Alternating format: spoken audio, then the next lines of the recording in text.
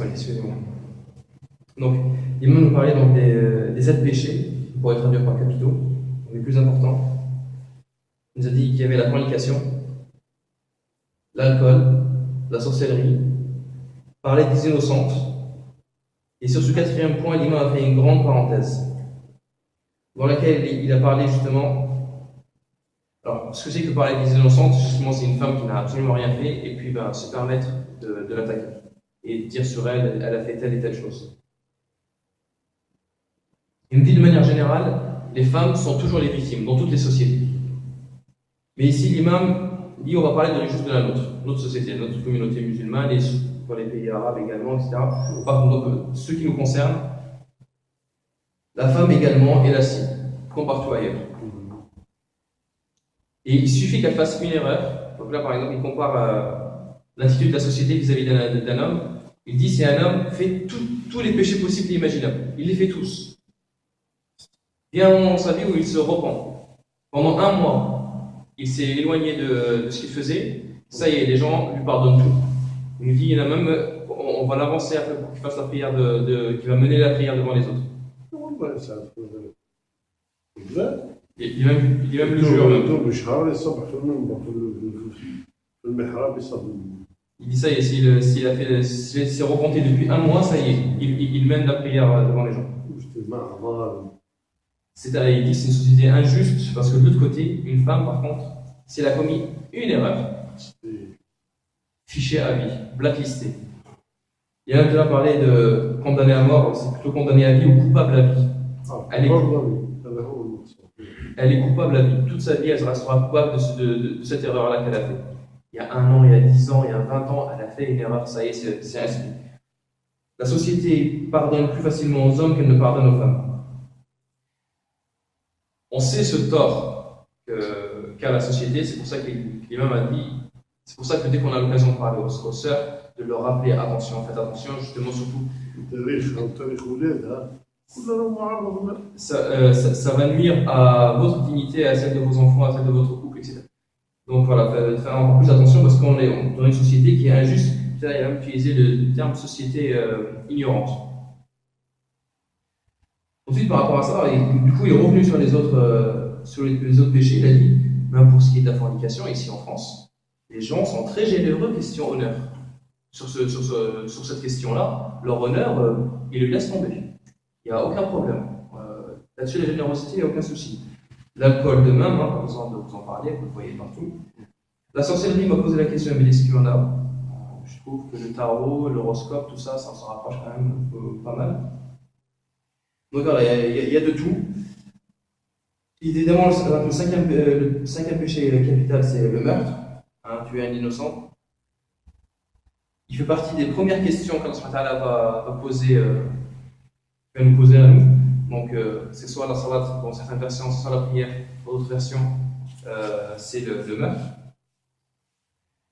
L'usure fait partie des 6 péchés capitaux et pourtant, on a tendance à se le permettre, à se trouver des excuses pour le pratiquer, alors qu'il fait partie des péchés les plus importants. 7e, c'est fuir la bataille.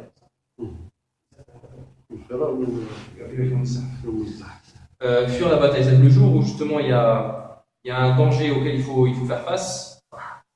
Là, il y a des lâches qui se battent en camp. Ça fait partie également des péchés capitaux.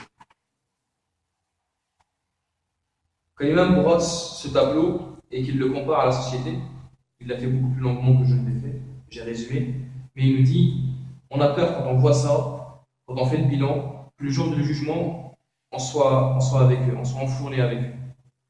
Parce que ces péchés-là, subhanallah, ils font partie de notre quotidien, on les voit tout le temps, et on se demande si ça nous éclabousse pas des fois aussi. Donc il se pose la question à ce qu'on sera, qu'Allah nous en préserve, mais il pose la question à ce qu'on ne sera pas enfourné avec eux.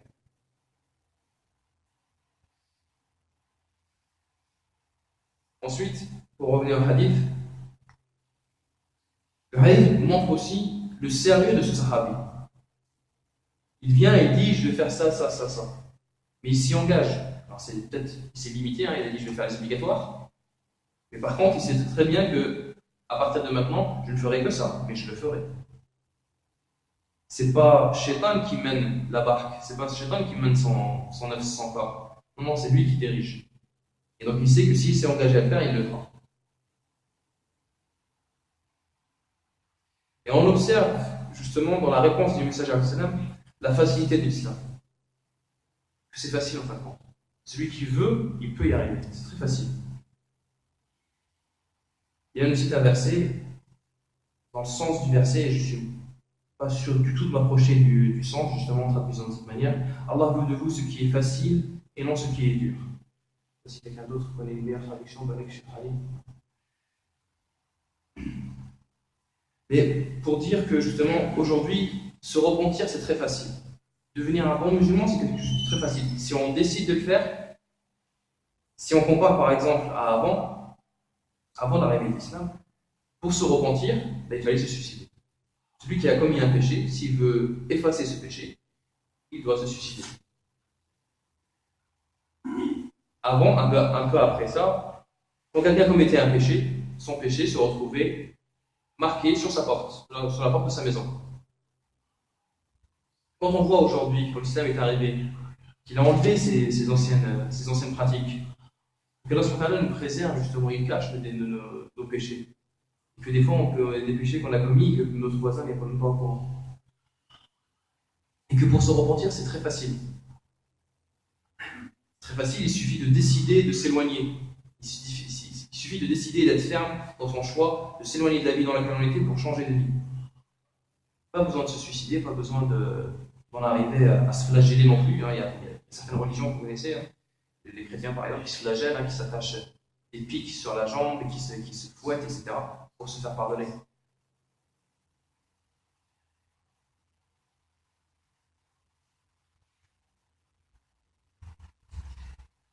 On voit également un homme qui vient en disant « je vais me limiter à certaines choses, je vais me limiter à ça ». L'imam observe là-dedans un homme sincère qui ne vient pas pour l'ostentation. Il ne vient pas pour raconter au messager islam « regarde, moi je fais ça, je fais autant de prières, je fais tant de zakat, je fais tant de sadaqa, etc. » Il n'est pas là pour... comme le psalmien, il ne dit pas comme ceux qui essayent, dans une conversation, de trouver 1000 manières différentes de placer dans la conversation qu'il a fait telle ou telle bonne action. Au contraire, il vient pour dire, voilà, je vais me contenter de faire ça.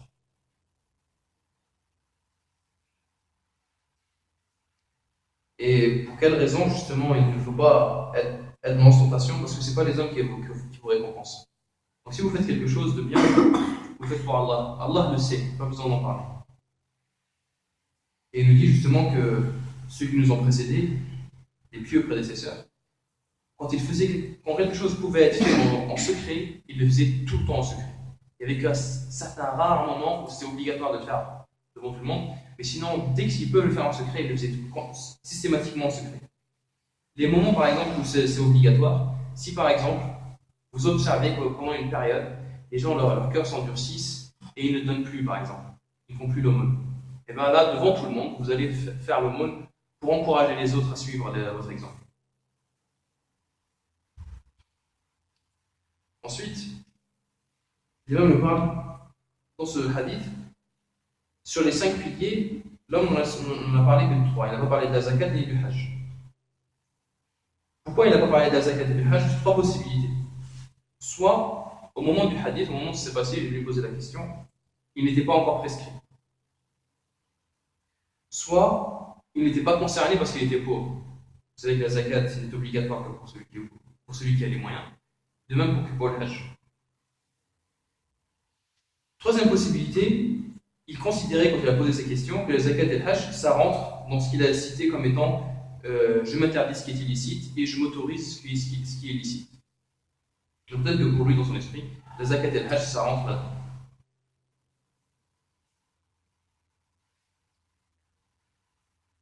Ensuite, lui-même nous dit l'importance de la salat. C'est la première des choses que l'homme a citées. Vous savez très bien que quelqu'un, quand il fait vraiment sa salat comme il faut, avec excellence, il va exceller dans tout le reste. C'est un critère, c'est un témoin de sincérité, un témoin d'excellence. La façon dont la personne applique réellement sa salat, qu'il la fait vraiment bien, il sera bon dans tout le reste.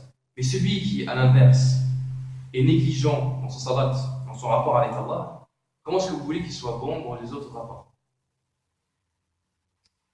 Et c'est pour ça que beaucoup de sources disent que la première question qu'Allah posera, ce sera sur la salat. Et que si la salat est bonne, tout le reste des actions seront bonnes. Par contre, si la salat n'est pas bonne, il faudra répondre à chacune des actions. En revanche, il y a un hadith que je n'ai pas eu le temps de donner, c'était sur le point.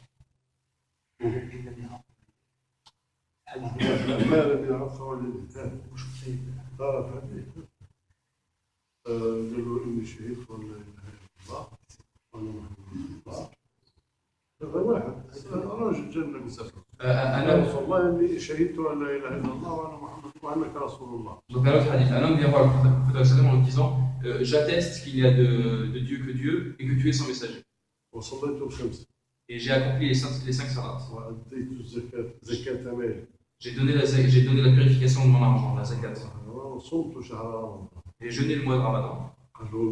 من مات على هذا. Celui qui meurt dans cet état, ça c'est le prophète sallam qui répond. Et il dit celui qui meurt dans cet état. كان مع النبيين. Il était avec les prophètes, الصديقين. les sincères, les véridiques. والشهداء. Et les martyrs. Le jour de la résurrection. Comme ça. Donc ensemble. ما لم يعق والديه. Tant qu'il n'est pas désobéissant envers ses parents. Voilà. C'est de désobéissance. الطاعة l'obéissance, العقوق هي. Et donc voilà, l'imam ici, on va encore une parenthèse sur les parents, sur le comportement vis-à-vis des parents. Donc il a dit, c'est très important d'être obéissant vis-à-vis de ses parents. Mais il a fait un mais, il a dit, il ne faut pas non plus que les parents exagèrent. Les parents, des fois, n'ont pas à se mêler de certaines choses, par exemple de la vie maritale de leurs enfants. Par exemple, il donne l'exemple de la belle-mère qui ne s'entendra jamais avec sa belle-fille. Bah, si elle ne s'entend pas avec elle, elle s'entendra avec elle. Mais elle n'a pas à influencer son fils sur la façon dont il traite de sa femme. D'autant plus que ce qu'il observe le plus souvent, c'est justement une mère qui, vis-à-vis de son fils, elle va se révolter qu'il gâte sa femme, qu'il lui achète tout. Mais par contre, si cette même femme a une fille, elle va s'indigner que le mari de sa fille ne gâte pas assez sa fille. Donc c'est une forme d'injustice, évidemment. Donc il dit voilà, il faut être franc, il faut être sincère, il faut être juste surtout. Pour en revenir par contre sur l'obéissance des parents, des enfants vis-à-vis des parents, il y a des textes qui sont très fermes dans les hadiths sur l'obéissance des parents. Il y a même un hadith qui dit que si tes parents t'ordonnent de poser ton argent et de partir, tu poses ton argent et tu pars. Si tes parents t'ordonnent de divorcer, tu divorces.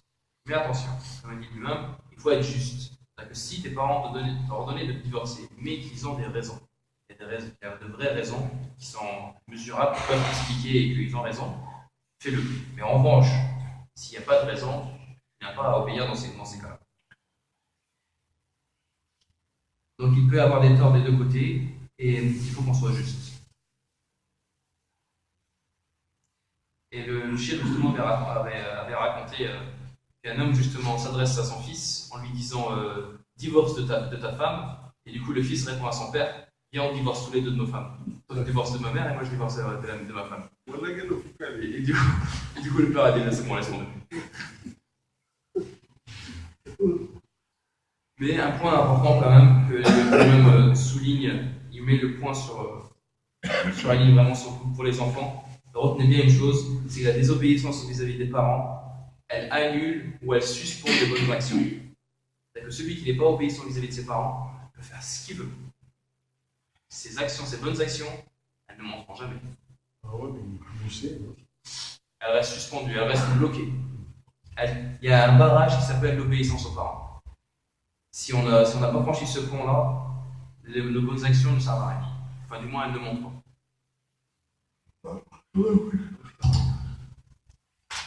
ولكن إخوان رغم جواب النبي صلى الله عليه وسلم لهذا الصحابي الجليل وقالوا لا أزيد شيء، قالوا نعم، قال والله لا أزيد شيئا ولا أزيد على ذلك شيئا، صحيح، ولكن الذي يرغب في طاعة الله عز وجل وفي زيادة حسناته وفي رفعة درجاته.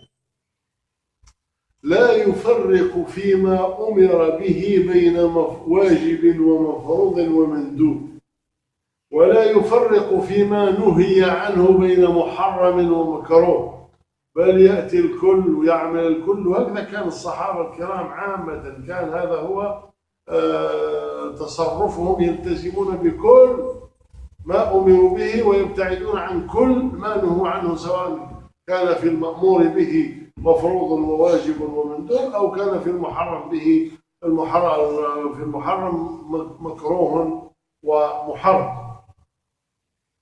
فيلتزمون بكل شيء، بل يلتزمون بقول الله تبارك وتعالى: وما آتاكم الرسول فخذوه، سواء كان مندوب واجب، وما نهاكم عنه سواء حرام ولا مكروه فانتهوا. هذا هو كان تصرف الصحابة الكرام عليهم الرضوان. ولكن النبي صلى الله عليه وسلم في جوابه لهذا الصحابي الكريم نعم في أنه ما يزيدش على الفرض ولا يزيد على المحرم. هذا أولا تيسير ورفع حرج على الناس لوحدها. ثانيا تربية للهداة والدعاة إلى الله. كيف كنا نهضر على السيد تاع البلاد وسبوا القطوارة، رد بالك، يعني علم هؤلاء الناس يدعوا الإسلام، رد بالك يا مخلوق الله، اهدر بعقلك. علاش تهدر بفوق؟ لا تحسب روحك حاجة تقول انت هو اللي قاعد تفرض في الفرائض هذه. هذه الفرائض فرضها رب العالمين، وهذا اخوك وهذا مؤمن وهذا انسان ضعيف، وربما كما هذا جانا كونفرتي جديد، انت تبدا تهدر له بلغه واحد عنده 20 سنه في الاسلام. يا راجل اللي توه داخل في الاسلام، فيعلم الهداة اليسر. وهذه المصيبه تاع فقهنا الان، ولا فقه بعض الناس الآن، يحسبوا في روحهم الإسلام هذا راهو موروثهم هما، ويفهموه غير هما، ويعرفوه غير هما. صحيح واحد ما يعرف الإسلام كما هما، والعلماء اللي يتبعوهم هذوكم مرجعية علماء الأمة، ما كانش علماء غيرهم. يا ودي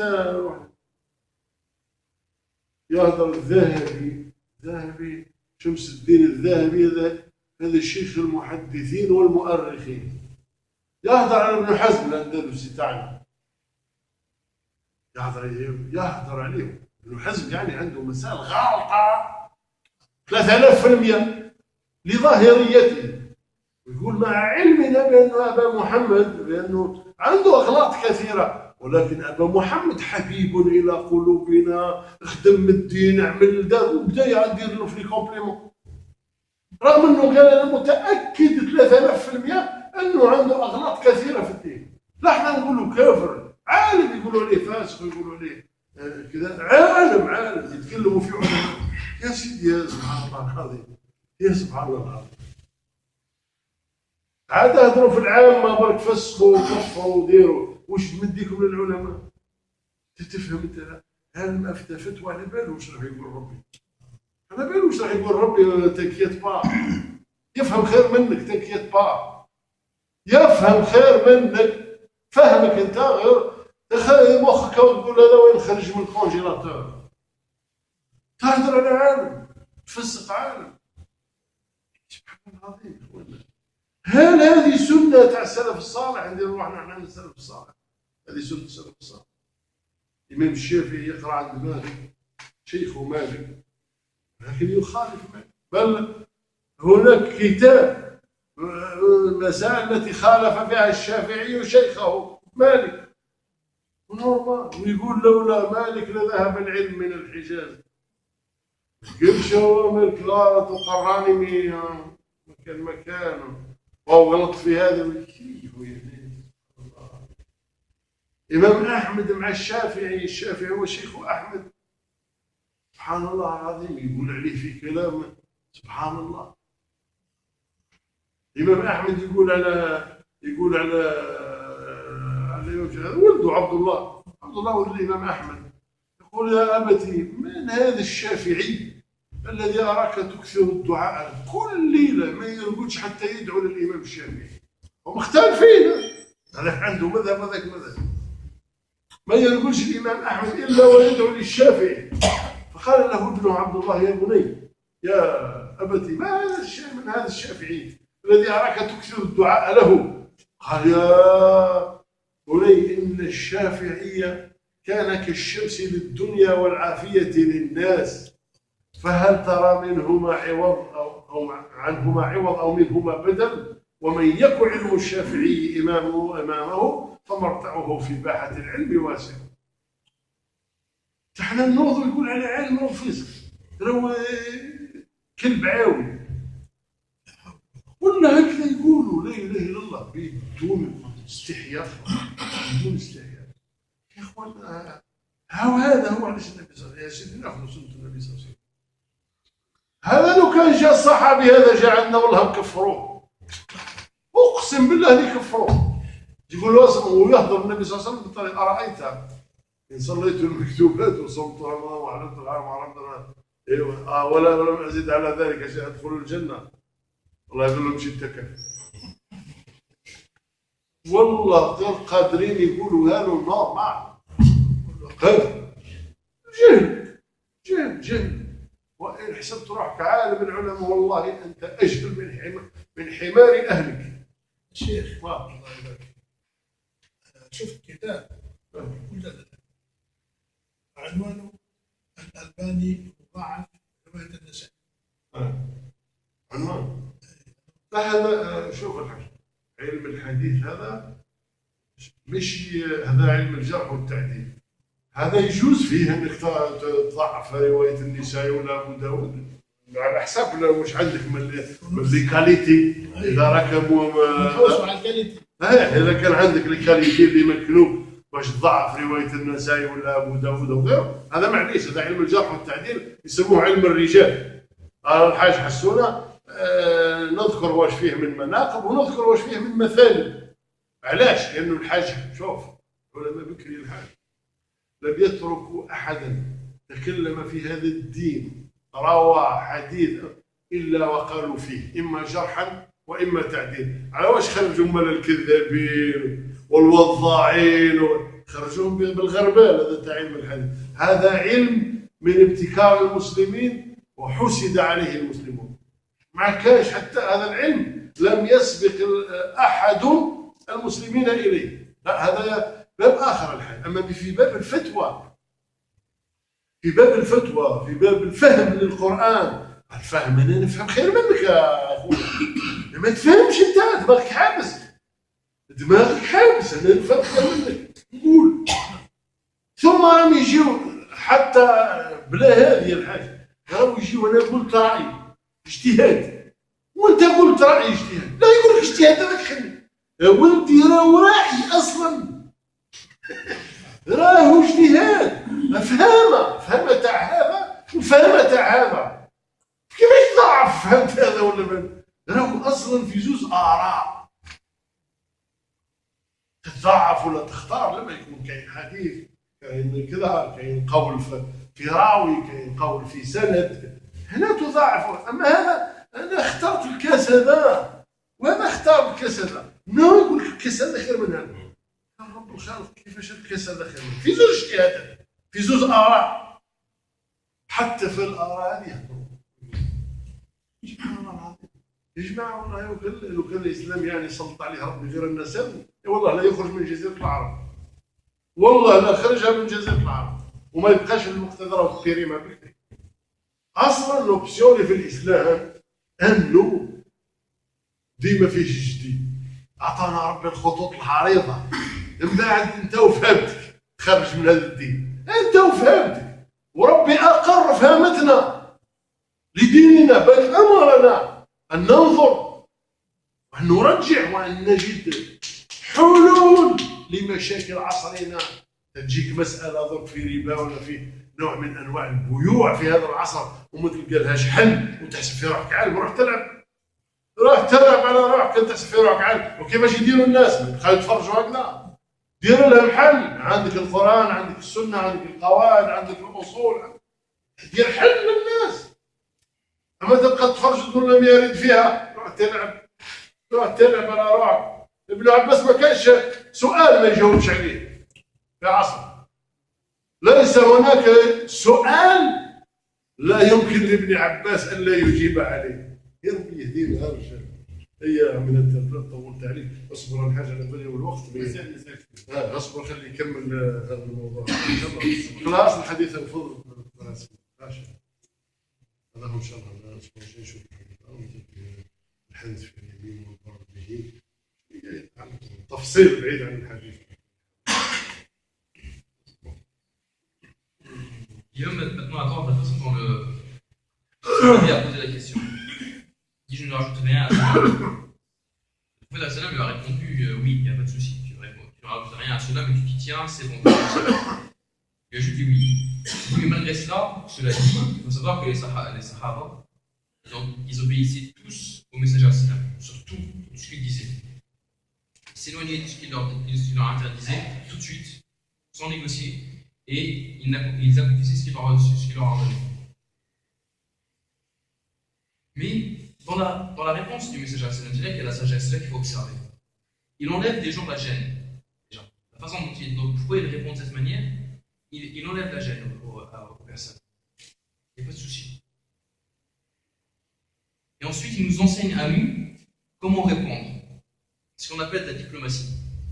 Savoir répondre avec gentillesse, avec sagesse. نسيت الثاني بداية نحضر في الموضوع هذا ونسيت الطرف الآخر في هذا الموضوع أن النبي صلى الله عليه وسلم أجابه بهذه الطريقة نعم لأنه يعلم أنه إذا أطاع الله بالواجبات وابتعد عن المحرمات وربط قلبه بالله وذاق حلاوة العبادة يستزيد من العبادة أوتوماتيكمون بلا ما يقول.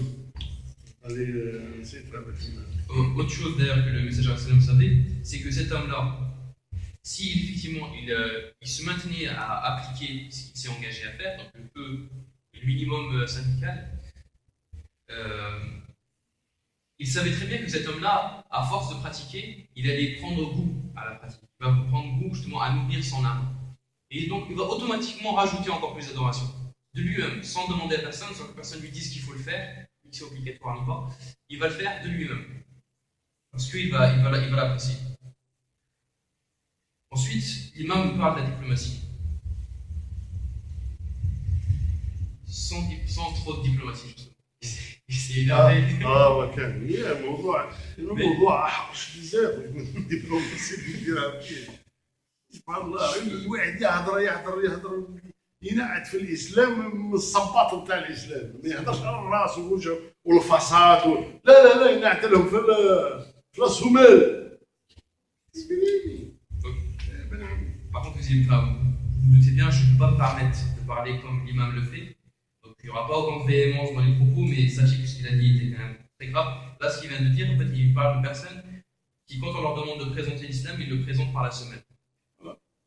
والله عنده السمانة تجيب الماء وكون غير يعرف يهضر على السمانة تاعو كون غير يعرف يهضر على السمانة تاع الإسلام. Il dit si seulement il savait parler de la semaine de l'islam. En fait, il nous a parlé d'une nouvelle mode. Une nouvelle mode. Qui date de voir l'islam à sa manière. On a une vision de l'islam, c'est celle de la bonne. Voilà, une seule parole. Et ils veulent l'imposer aux autres. الصحابة مع النبي صلى الله عليه وسلم تفرقوا. كل واحد شاف رأي. درك الناس حابين يديروا الناس كلها نسخة كوبي. درك الناس بعقولها بما أعطاها الله من فهم بما أعطاها الله من ليكاليتي. تحب تديرها أنت تبقى واحدة نسخة واحدة. Les Sahaba du vivant du messager et ils se sont divisés sur certaines questions. Il dit comment nous, ce qu'on veut que les gens soient des copies conformes les uns des autres. Allah nous a créé avec une diversité. On ne peut pas être tous des copies, tous avec la même pensée, une pensée unique. C'est pas possible. Donc ils veulent imposer leur point de vue. Autre point important, ils ne suivent qu'un certain nombre de savants, et pour eux, tout ce que ces savants diront, ils auront raison. هم الرسل السافون تاعهم هذاك هما الرسول ولا هذاك هو الدين والله الشيء اللي قالوا هذاك السافون هذاك هو الدين عندي والشيء اللي ما قالوش هذاك السافون ليس بدين ولا عاد الدين هذاك هو الرسول. Donc ceux qui vont pousser la caricature jusqu'au bout de cette logique-là, ce seraient des personnes qui carrément ils vont voir dans ces savants, c'est eux les messagers.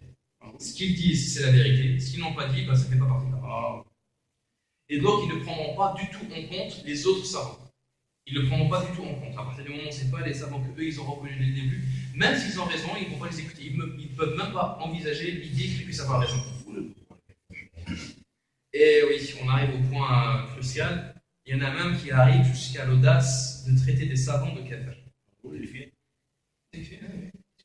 y en a qui le font. Et ici, أصحابهم قبل يكفروا علي من الإطار. il y a des gens qui ont traité Ali de kafir. علي ابن عم النبي صلى الله عليه وسلم. Donc voilà. بوابة العلم.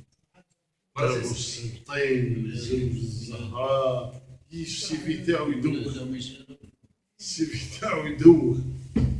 يقول محمد النبي أبي أخي وصهري. يباه الحق. محمد النبي أخي وصهري. وحمزة سيد الشهداء عمي. وجعفر ذاك الذي يمسي ويضحي يطير مع الملائكة ابن أمي. وزوجتي ما كيف يقول الزهراء زوجتي بنت محمد سكني وزوجي منوط لحمها بدمي ولحمي وصبطاه كذا ولداي منها شكون اللي عنده سوفي كمثل فمن له شرف نسب كمثل فانسي. Ali se décrit dans un poème en rappelant les liens qu'il a avec le messager. Et pour dire que voilà, ces personnes-là qui prennent cette habitude de traiter de kafir des savants, bah, ils suivent l'exemple de ceux qui ont traité de kafir Ali. Il dit, l'imam lui pose la question, est-ce que c'est vraiment ça le comportement des pieux prédécesseurs? Est-ce que c'était leur méthode également? Parce que même si tu as raison, c'est pas du tout la méthode. Il nous parle de savants comme Imam Ahmed par exemple et Shafi'i, qui avaient chacun une vision. Et pourtant, l'imam Ahmed, il ne va pas se coucher tant qu'il n'a pas fait les invocations pour Shafi'i. Au point où son fils vient le voir en disant, au père, c'est qui ce Shafi'i pour qui tu pries tout le temps? Et là, il lui décrit Shafi'i en disant que c'est le soleil qui a éclairé l'Arabie. Et il était la santé pour les gens. Est-ce que tu peux te passer du soleil ou est-ce que tu peux te passer de la santé? Tu ne peux pas. Tout le monde ne peut pas se passer du Shafi'i. Et pourtant, ils n'étaient pas d'accord sur certaines questions. Je ne suis pas d'accord. Oui. Chacun avait sa compréhension.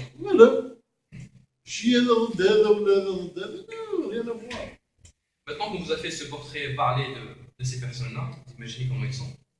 Imaginez si c'était à eux qui étaient venus sur cet homme-là pour leur poser la question.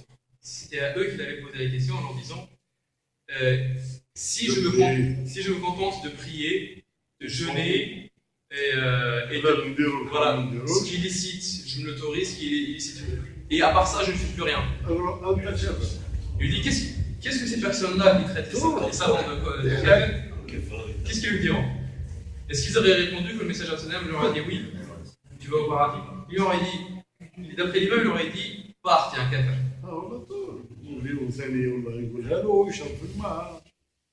Et pour lui, voilà, ça aurait été quelque chose de très aisé que de traiter de kafir facilement. Shir lui a dit, j'ai vu un livre qui s'appelle c'est quoi les العنوان تاع الكتاب الشيخ الألباني ضعف رواية النسائي. Cheikh Albani qui affaiblit, critique ce qui est rapporté par Nasa'i. Il a dit, attention, là c'est pas la même chose, là on parle de hadith. Concernant les hadiths, justement, il peut y avoir justement ce tamis. Ce tamis, justement, on ne prend pas tous les hadiths. On les traite à la loupe, on les ausculte et on vérifie que le hadith est vraiment une source infaillible. pour reprendre ce hadith. On ne le prend pas comme ça à la légère. Ça, c'est un fait, c'est une science qu'il y a dans l'islam et qui est exclusive à l'islam. Et d'ailleurs, justement, si vous avez lu le livre de Maurice Bucaille, c'est un Français qui s'est converti à l'islam, parce qu'il dit l'islam est sincère contrairement à la Bible. Il dit dans la Bible, dans la Bible, les gens mélangent l'historique avec le religieux et ils le laissent. Il dit qu'avec les musulmans, ils interrogent le hadith et celui qui est considéré comme faible, ils le traitent comme faible. Et donc c'est pour ça que c'est une des raisons pour lesquelles il s'est converti. Et donc il nous dit c'est une des grandes qualités de l'islam justement que d'avoir cette science-là de décortiquer la source du hadith. Mais par contre, c'est pas là-dessus que l'imam les plaint ces personnes-là, mais plutôt quand il s'agit de compréhension du Coran. Les savants comprennent le Coran mieux que le commun des mortels. C'est un fait qui est avéré. Et il faut savoir qu'une compréhension, ça veut dire qu'une personne peut avoir une telle compréhension d'un tel verset, et une autre personne peut avoir une telle autre compréhension. On ne peut pas dire celui-là a tort, celui-là a raison, c'est des compréhensions. C'est-à-dire que les deux sont acceptables, les deux se méritent réflexion, etc. On ne peut pas dire celui qui a eu cette compréhension-là, c'est un kafir. C'est pas concevable. Parce que c'est des savants.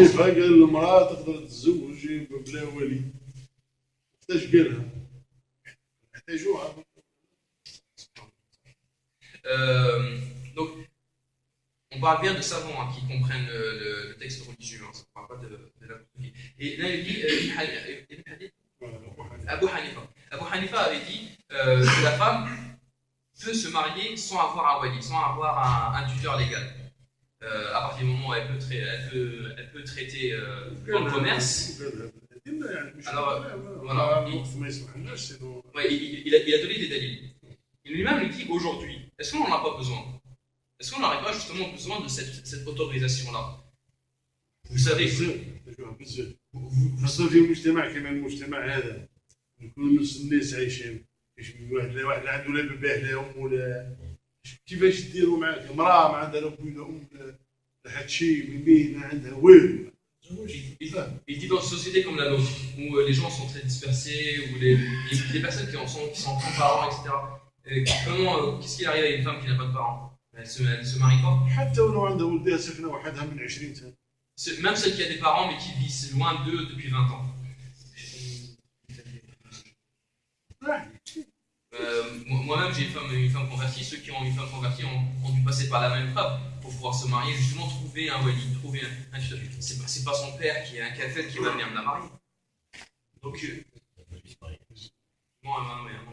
هذا من باب القياس. ربي يحفظك بزاف الموضوع يطول وباهي لا ولكن نطلقوهم في زوج خير. واخر دعوانا الحمد لله رب العالمين.